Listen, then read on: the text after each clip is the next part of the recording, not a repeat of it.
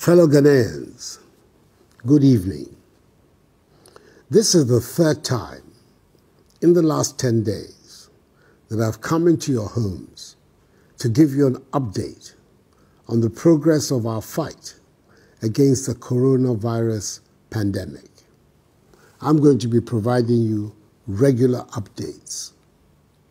On Sunday, 15th March, I briefed you about the enhanced measures taken by government to deal with the virus, which has so far infected 19 persons in the country. Unfortunately, one person who tested positive for the virus but had serious underlying health complications passed away in the early hours of today. I'm reliably informed that all the other 18 persons are doing well and are responding to treatment. Indeed, 8 of them are being managed from their homes in isolation. I am deeply humbled by the widespread nature of the support from you, the Ghanaian people, for the measures I have taken so far. Let me also commend both sides of Parliament for the expeditious and responsible manner in which they handled the passage of the Imposition of Restrictions Act, to which I have given assent. This morning, I chaired the daily interministerial committee meeting on our coronavirus response to review the current position. I'm encouraged by the numbers of Ghanaians who are observing the prescribed social distancing and enhanced hygiene protocols announced earlier. However, it has become necessary to take additional measures to stem the spread of the virus and protect the lives of our people.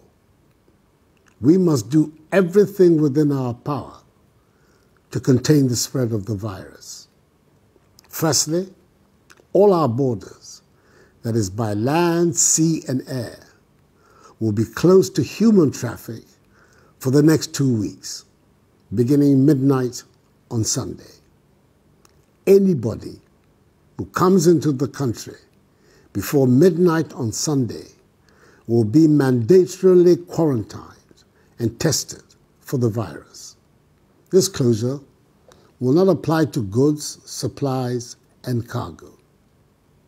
Secondly, the Ministry of Health will not only step up its contact tracing efforts, but will also see to it that all persons who have been identified as having come into contact with infected persons are tested for the virus.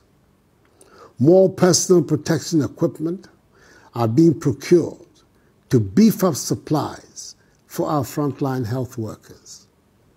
50,000 additional test kits have been ordered and are expected in the country very shortly.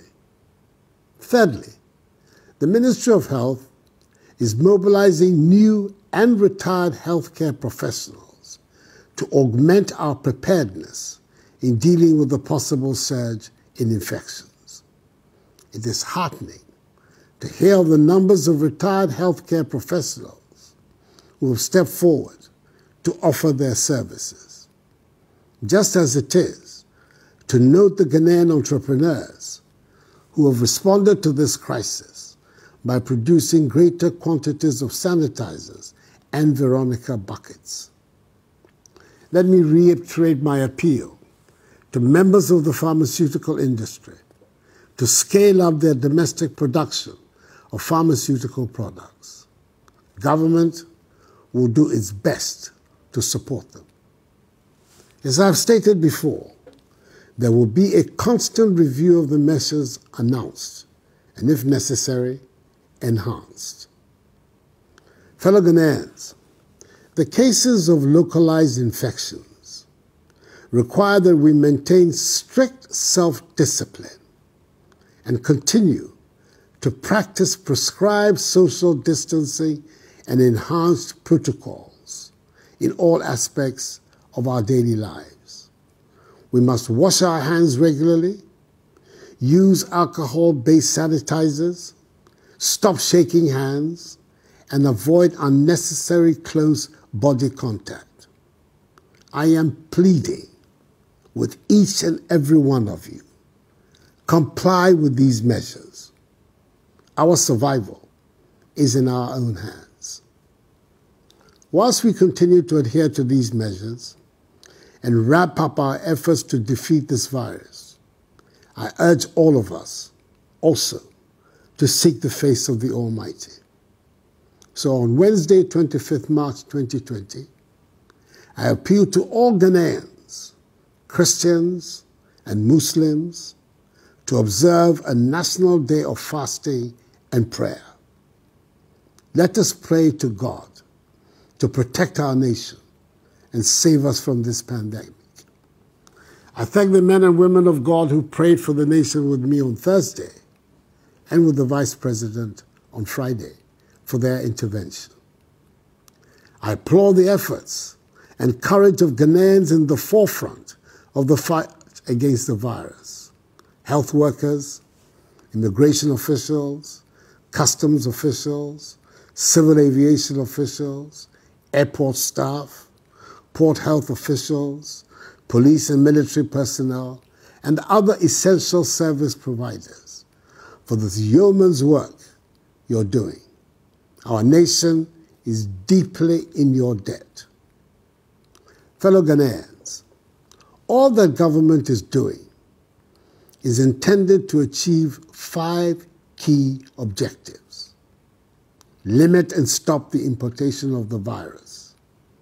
Contain its spread. Provide adequate care for the sick. Limit the impact of the virus on social and economic life. And inspire the expansion of our domestic capability and deepen our self-reliance.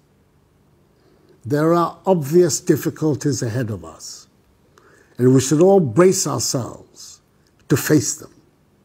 I will be transparent with you and not shirk from sharing with you the realities of our situation. But I am determined to take whatever steps are necessary to safeguard our society, our economy, and our future. I remain confident that together and by the grace of God, we shall overcome. This too will pass. May God bless us all in our homeland, Ghana, and make us great and strong. Have a good night, and I thank you for your attention.